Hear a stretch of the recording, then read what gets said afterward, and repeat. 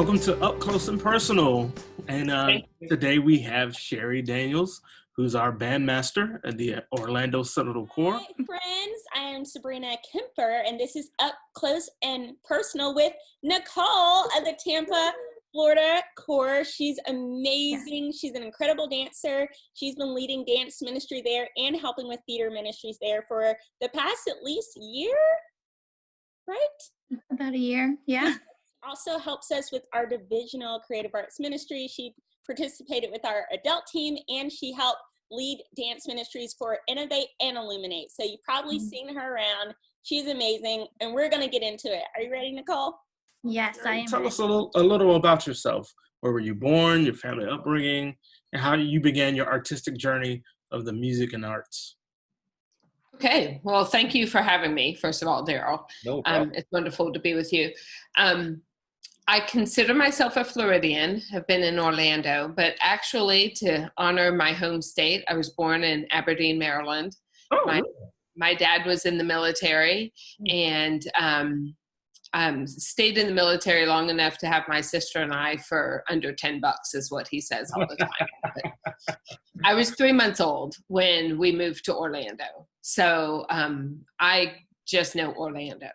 As far as the Salvation Army goes, I've traveled and been to visited other corps, but, I have only truly attended and been a soldier of Orlando my whole life.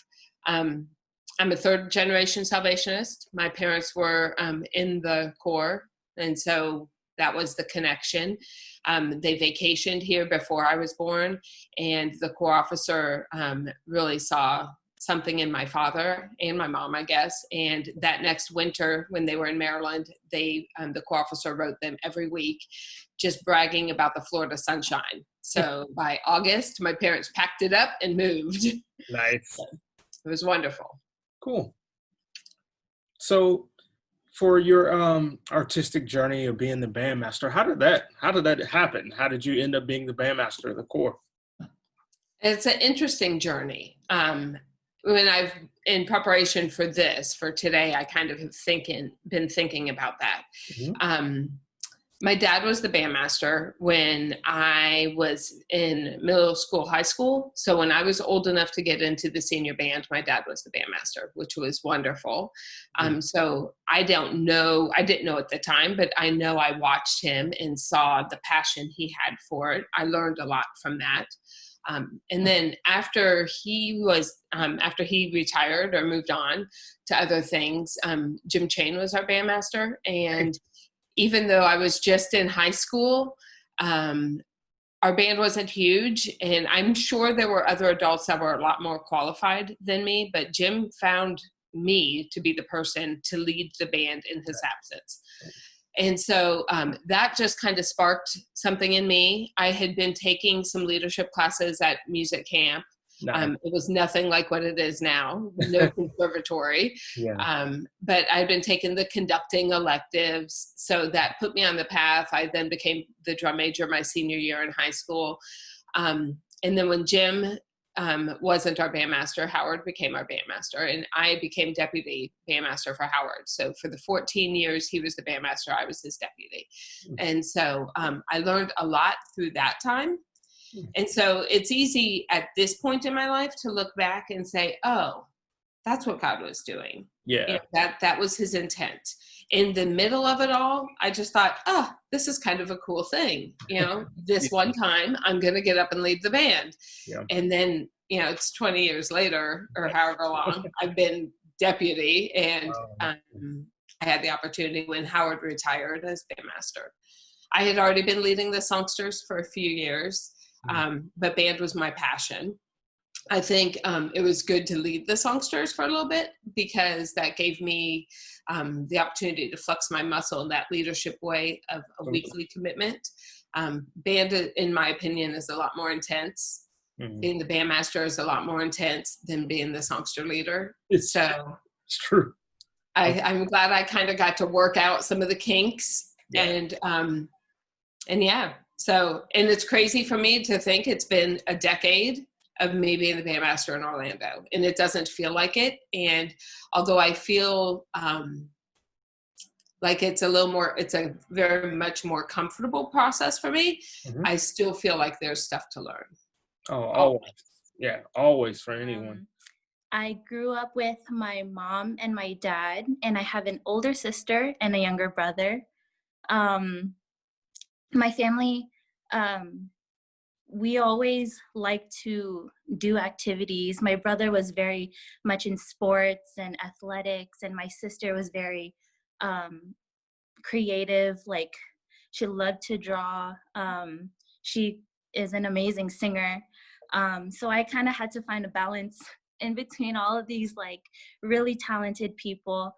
So I found I did have a love for sports.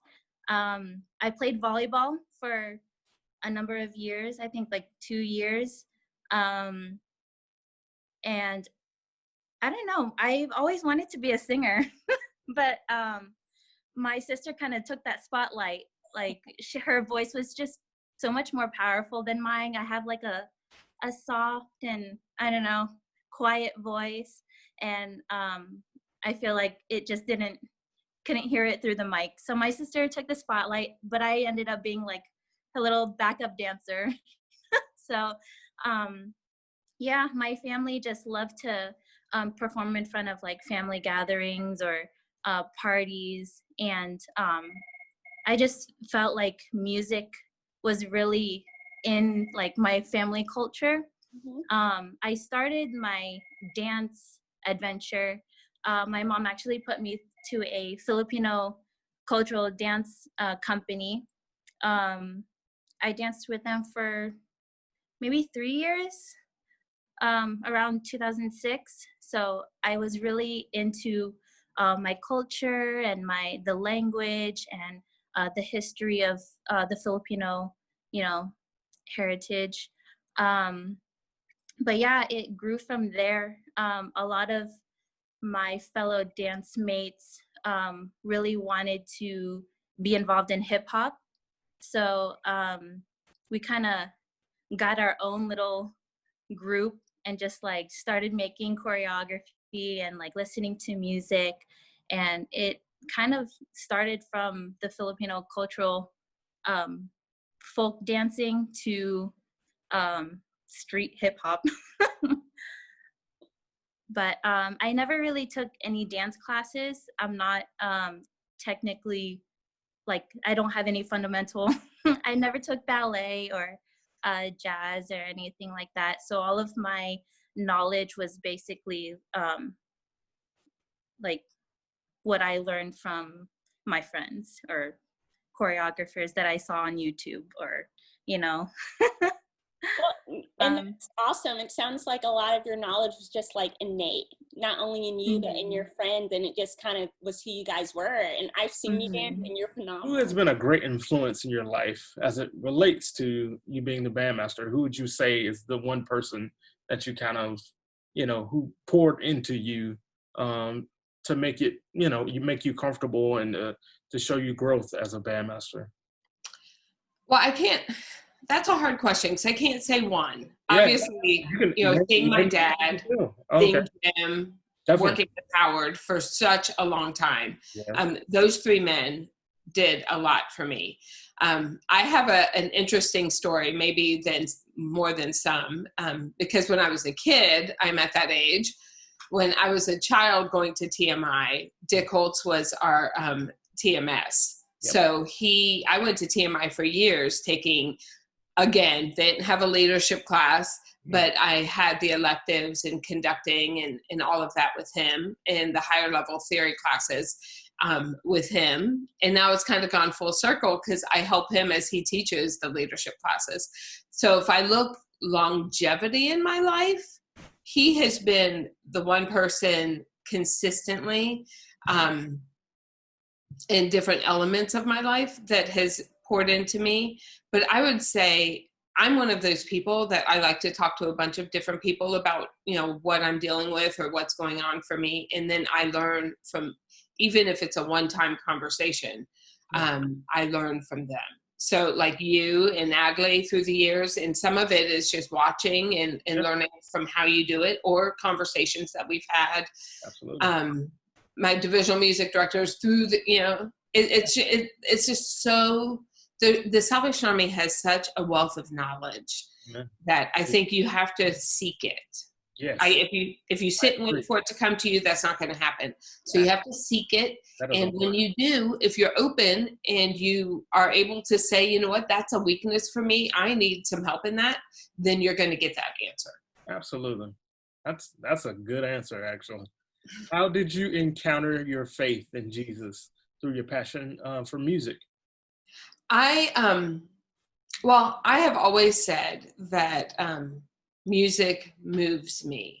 And again, it kind of goes back to being on your journey in leadership. You have to be open to that. And God speaks to me in everyday experiences. I mean, he speaks through me through his word. He speaks through me through church. But my thought is he speaks to everybody that way, but he speaks to me in just the mundane, everyday things. Yeah. So I growing up in one corps, I knew everyone in my corps very well. And I remember as a child, like a teenager, sitting in songsters, and our YPSM in the middle of a song started crying and got up and went to the altar. And songsters immediately turned into a prayer service. I knew her. She was, my YPSM, and, she was older. I didn't know what was going on in her life. Later, as I really got to know her as a colleague, I realized she was going through a really dark place. And through that songster music, God spoke to her and led her to the altar. And I've had that happen to me.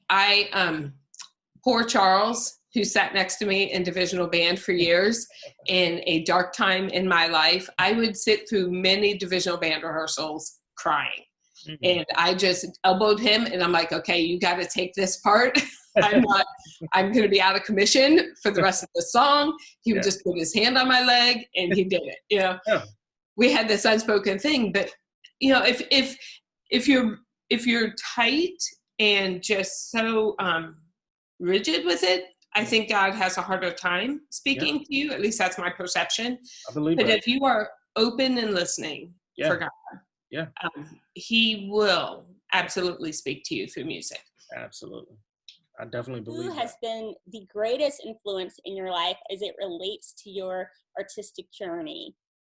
So I was a quiet person, and I like to listen more than I like to, actually do stuff. And so I had a lot of doubt, a lot of people that doubted me.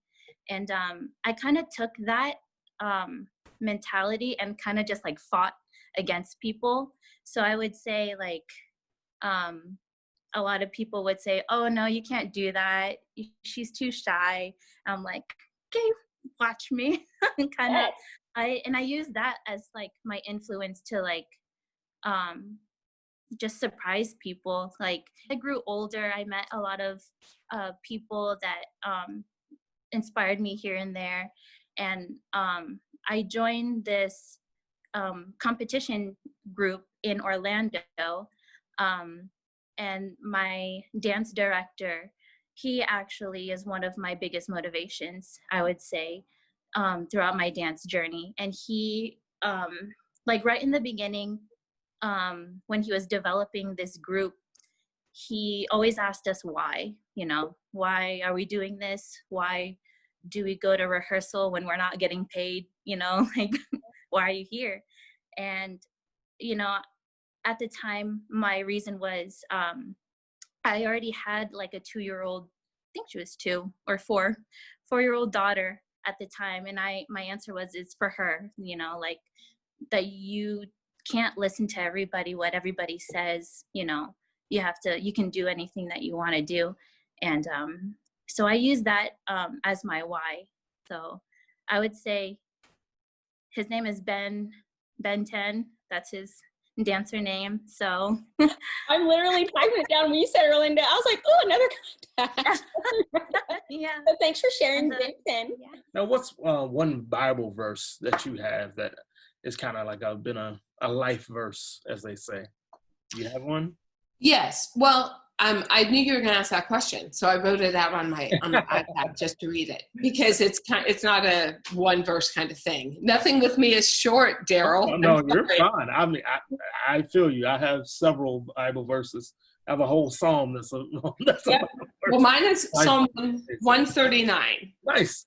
Okay. And it's not because it's one of the ones that's to the chief musician, but it definitely speaks to me. And I take it out of order when I kind of analyze it in my head. So I look at verse 14 that says that, I give thanks to you, for I am fearfully and wonderfully made, and my soul knows that. And I think that in itself is, you can just sit in comfort in knowing that God made me the way I am. And I know in some versions, it has said in verse 13 that you knitted me in my mother's womb. And if you've ever knitted, that is time consuming. Absolutely. And as I was thinking about this last night, I thought, you know what? I set out to knit a scarf and it ended up being a pot holder because I don't have the patience. But God knitted me. Amen. And so he knows me intimately. Amen. And then to go to the beginning of that chapter where it talks about, you search me and you know me, you know my sitting down, my rising up, you know my thoughts from way afar, you know my thoughts before I know my thoughts. You can go through those first 7 verses of how intimately God knows you. And if you stack that on top of the fact that we are made to be who we are, absolutely, then that kind of guides me and has through my life. And in different times in my life, when I wasn't the bandmaster, I had other leadership opportunities in the Corps, and I knew that God had made me at that season in my life to be that. And at this season in my life, I can absolutely identify how he has put things in my life to train me and prepare me for being the bandmaster. Absolutely. Cool. I would add to that on my journey, I am a strong believer of being called to a local officership. I feel like sometimes, especially when I was a kid at youth councils, there's a huge emphasis on officership. And I went through a long period in my young adult life where I tried to prove everyone wrong, that I'm just as good as all of my friends who were going off to training. But I absolutely feel like it is a calling. And if it's not a calling, then you shouldn't be doing it, because it won't be a passion for you, and you won't enjoy it, nor will the people around you who you're leading. Yeah, we're all called to be members of the body of Christ. And it's, everybody has so many different parts, and it's not just to be a Salvation Army officer or a pastor, but music minister is a huge part of that. It's definitely what I do, and I definitely absolutely feel that I'm called to do what I'm doing. So I absolutely agree. We heard how Ben 10 was an inspiration to you, and I love that he asked you your why, because that's so important for us, especially those of us who are using this art intentionally, like within the 4 walls of the church. We know the church is everywhere. We are the church. But when we go in and we're like, this is going to be the way we preach the gospel and help to disciple others, knowing that why and connecting and understanding to it, it's so important. So that's something that I'm learning from you right now. I think Simon Sinek has a book called Knowing Your Why or something that I've read before. So it's really cool that Ben 10 challenged you guys to think that way early on. How would you say you encountered your faith in Jesus through your passion for dance? So when I was in, I think around 8th grade, I was introduced into this family ministry. It was they had their little kids ministry, then there was this little youth ministry, and then the parents were in this couples ministry. So it was a huge family church body, and they had multiple events, I guess, that had different performances, and I got really involved in the song lineup, or how music blended together. So I would just sit into meetings, and I found my love for ministry music. I started dancing with this group, and getting a group together to perform like skits or um, dances for the little kids like during their camps. And but yeah, that's how like got introduced into the ministry part. And like I was already developed in my hip hop knowledge, so I was able to take my knowledge from I guess the streets, like street hip hop, and connect it with the youth, and try to explain expression, because dance is very in a very expressive way of worship. So whenever we listen to music, I wanted them to, feel some type of way, or feel anger, or feel emotion. And that's what I wanted to bring into that ministry. To, you know, you don't always have to be happy when you're when you're dancing.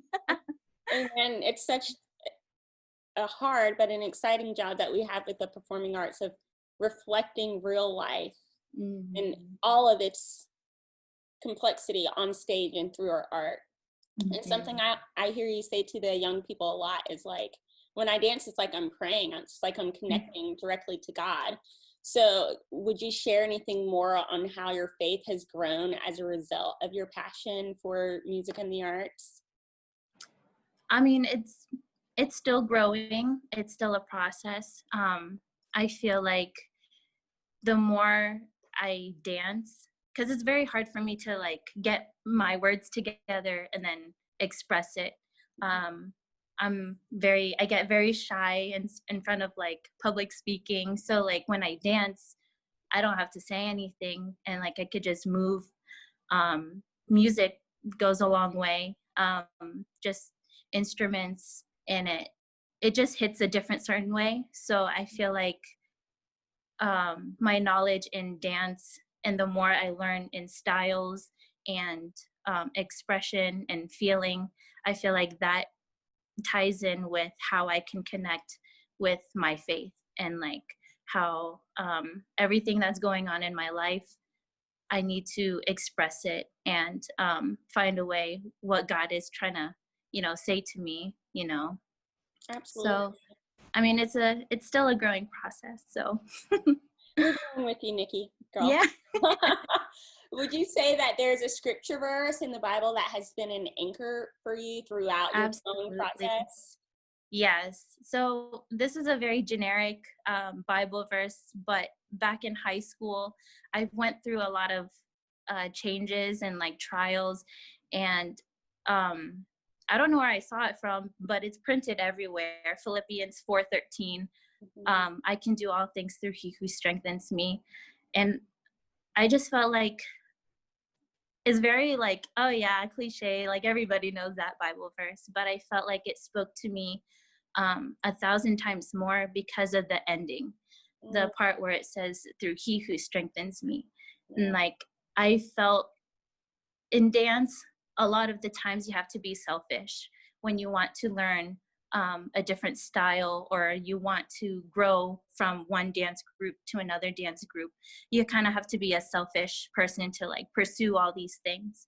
But as I went through my journey, I had to realize that none of these things were for me. Like I get my strength from Him. Like He's the one that's bringing me through all of this, and for to bring it back to Him. So I feel like that Bible verse really helped me stay grounded in this journey in arts, and trying to pursue where I'm supposed to be and like who I'm supposed to reach to. It's for Him, and I get everything from His strength. Amen. Thank you, girl. I was inspired by that. Thanks for sharing. To wrap today, would you just tell us some of your best practices for how you believe you can develop into a more proficient artist for the glory of God? Stay hungry. That's so good. I guess like when you have a passion for something, when you want something, you continuously practice your craft or practice his seeking his word, because I know a lot of times when you lose the fire or you lose the passion, it's not really there anymore. So I think just striving for that hunger to grow, deepen his word, to find out his message, to realize why are you doing this. I think that is a good practice to have when bringing it all back to him, For sure. But yeah, and stretch, eat healthy. Oh yeah. Body, mind, and soul, girl. Yes, tell them. Thank you so much, Nikki, for being up close and personal with us today. We look forward to seeing how you continue to just enhance the kingdom in Tampa specifically and throughout Florida with your gifts. Thank you. Thank you for having me. Some of the best practices for how you believe you can develop into a more proficient bandmaster or artist for the glory of God. I'm learning. Yeah. I have learned that you have to be true to yourself. There were times early when I was the bandmaster that I tried to do what I thought everybody wanted me to do. And I think that's when I started to really cling to Psalm 131, that God made me who I am. And the co-officer that asked me to be bandmaster and the core council that approved that saw in me what the band needed. So for me not to be me in the position where God has placed me is not doing justice to that calling that God's given me. Amen. So I kind of go back to that. And there were times in early on when I was bandmaster that I felt like I needed to put a poster of Psalm 139, like in the band room, at the door before I left the house. I had to remind myself, God made me who I am for a reason and has placed me here for a reason. But practically speaking, I also know that I have to still engage in music as a participant, not just as a leader. Yeah. I learn a lot from sitting in band rehearsals or being in a band at FMI and TMI and all of those things. Those are wonderful. You have to surround yourself with people who will support you and encourage you, but don't necessarily think the same way you do, because they're going to bring out they're going to make you be a better person. Absolutely. They're going to challenge you. And I used to shy away from that. My first few years, band board was all my, the people who I know had my back. Yeah. And not that the people on band board now don't have my back. They absolutely do. But they will challenge me. And they have no problem saying, you know what, I think we should do it this way. There's strength in diversity. Yes. Yeah, definitely. Oh. And you have to be confident enough to be able to do that. And that's a journey. Absolutely. Well, thank you for your time, Sherry. You are so welcome. You volunteering to answer these questions and be our guest. And thanks. My pleasure. Anytime. Thank you, Sherry. You're welcome. Bye. Have a great day. You too.